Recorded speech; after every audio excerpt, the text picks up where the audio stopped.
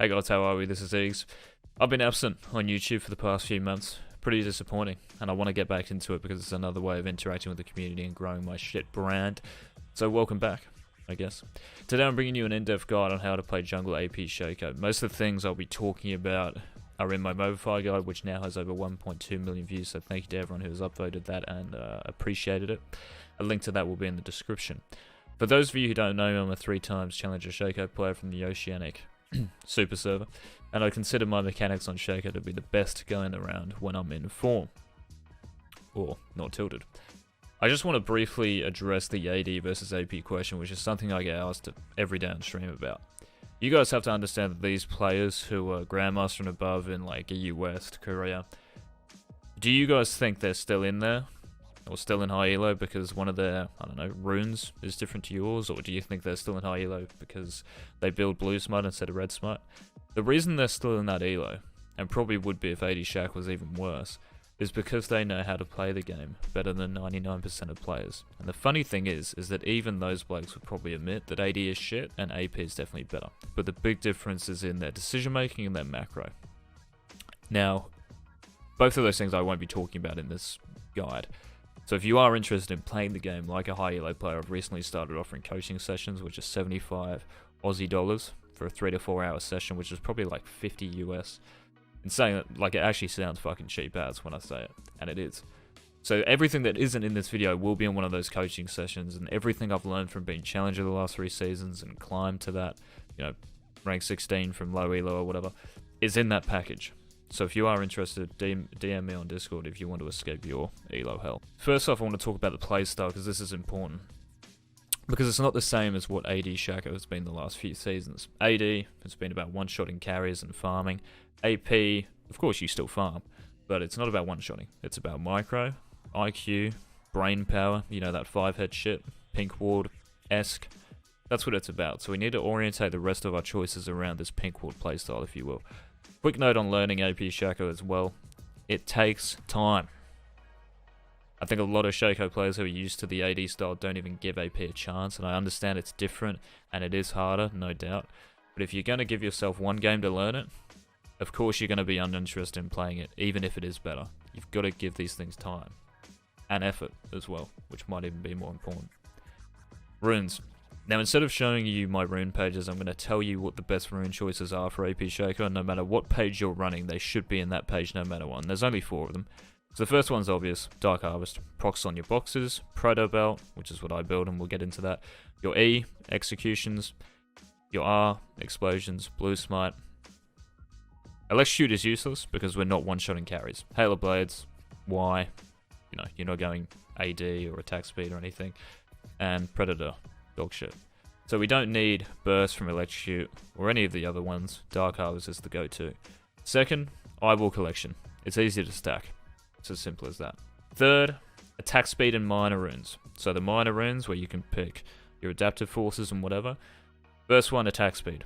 Because Shaco only has 3 boxes level 1 now, I think it's essential to run Attack Speed, otherwise your early game and clear is even more useless. And thankfully AP Shac does damage. So we can actually afford, you know, give up a little Adaptive Force in the Minor Runes. And the 4th one is Adaptive Force as our second choice in the Minor Runes. So it's Attack Speed, Adaptive Force, and then the last one is... We'll get into that in just a second. So every other rune choice, in my opinion, is subjective.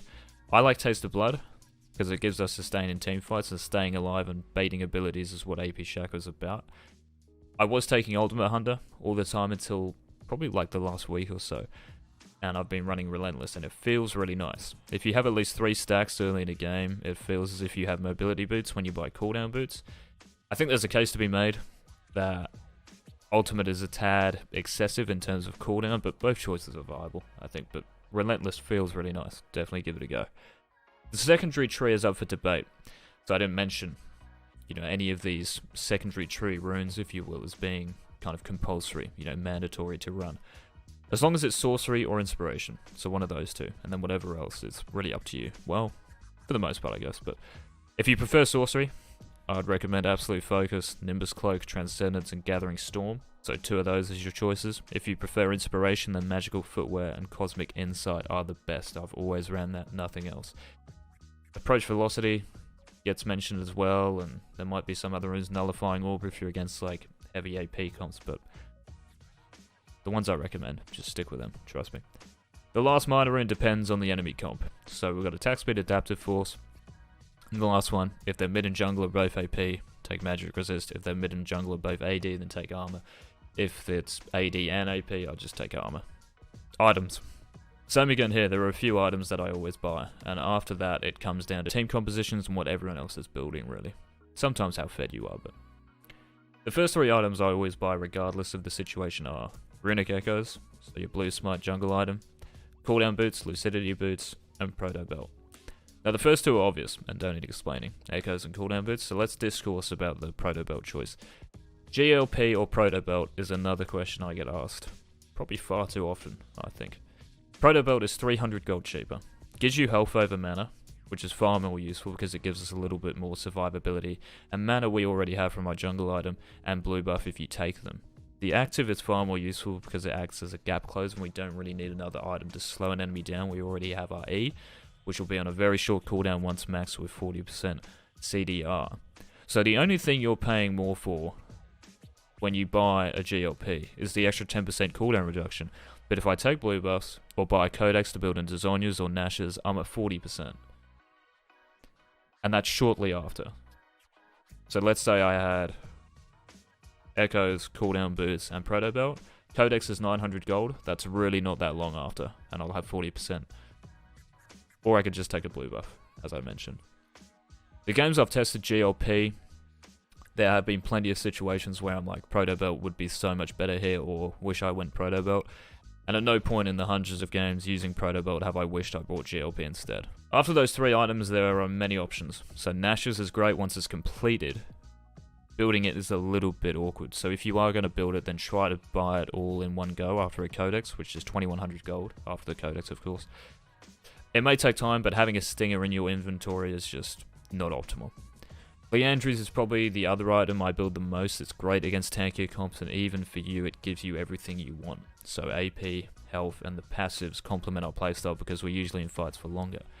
Zhonya's, I think, is a great choice, especially if you're new to AP Shaco. Excuse me.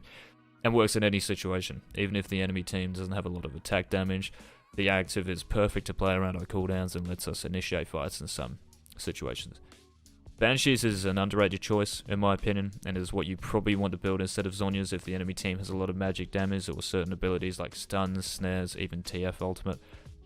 Void Staff and Death Cap are items you want to build if you're super fed and the enemy team, especially their carries, has a little amount of magic resist. In that case you build Void, or even a moderate amount, or a large amount, whatever. If they have some amount of magic resist, you build Void, or if they have none at all, and you're really far ahead, then building Death Cap is probably the best thing to do to finish off the game. Skill order. Start with W for a clear. Obvious. Q second. E helps clear a little quicker if you get it second, but if you get invaded, then you're just copying a 1 in the death column. You're gonna die if you get invaded by like a Xin Zhao or Lee Sin or Kindred, something like that. Your early game's gonna be fucked. E third, and then we max E. After maxing E, I like maxing Q before W, and the reason is this. Get asked this a lot as well. Being in a good position to box is far more important than the actual box stats. Now, it might only be half a second of extra stealth you attain from maxing Q, but that could be the extra time you need to, I don't know, let's say get behind the enemy and place boxes down in a team fight around Drake or Baron. It's also useful for getting on their backline and pressing R when we're invisible, making the enemy think it's the real Shaco. So how many times have you like queued into someone and then you pressed R, they all, you know, go for the clone, your clone blows up, does decent damage, fears all of them, then your team comes in and cleans up. Very useful.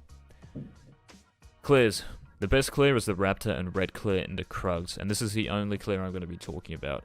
I try to do this every game. If it doesn't work, then I'll just adjust accordingly, but this is a clear you want to have down pat. It is by far the best.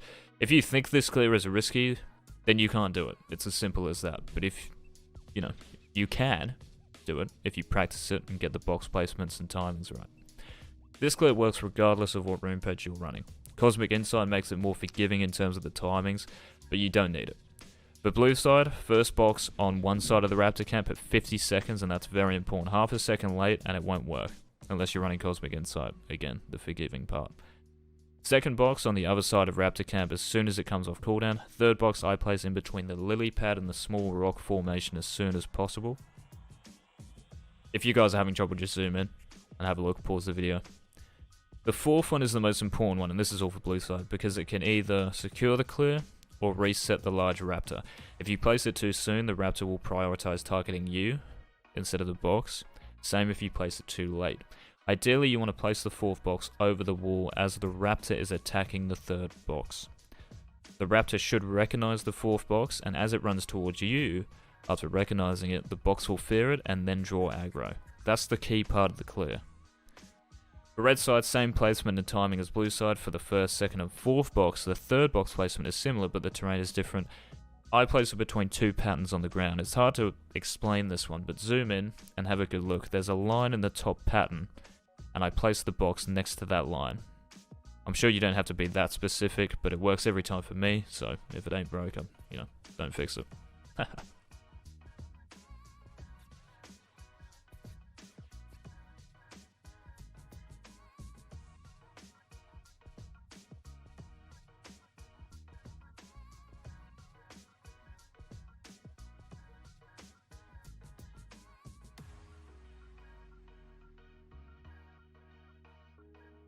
Mechanics.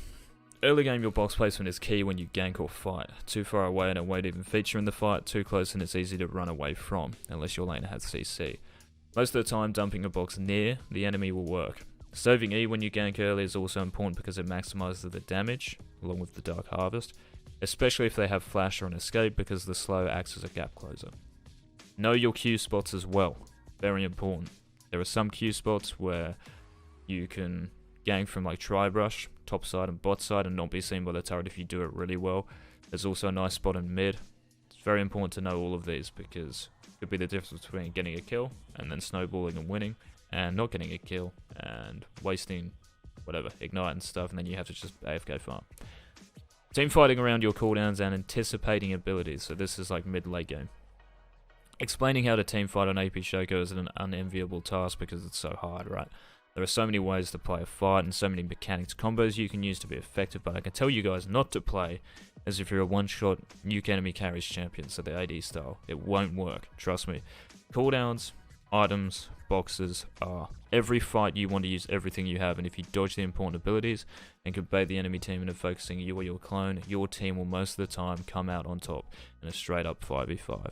I think the best way to learn the playstyle and learn how to play these team fights is to watch the best players, what they do, and compare their plays to your own, and see where the differences are and how you can improve.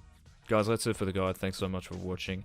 Hopefully this has been beneficial to some of you. Hopefully the clips that were shown were complemented the commentary and illustrated how to play AP Shaco, I guess. Please leave a like, comment, any questions, DM me on Discord if you want the coaching. I've had one coaching session already. The guy was D4, he got D2 after 2 days. So it's definitely worth it. So DM me on Discord, join the Discord anyway, so you know when I go live on Twitch or upload a YouTube video. And I'll see you guys in the next video. I will try to be more active. Alright guys, take it easy. Peace.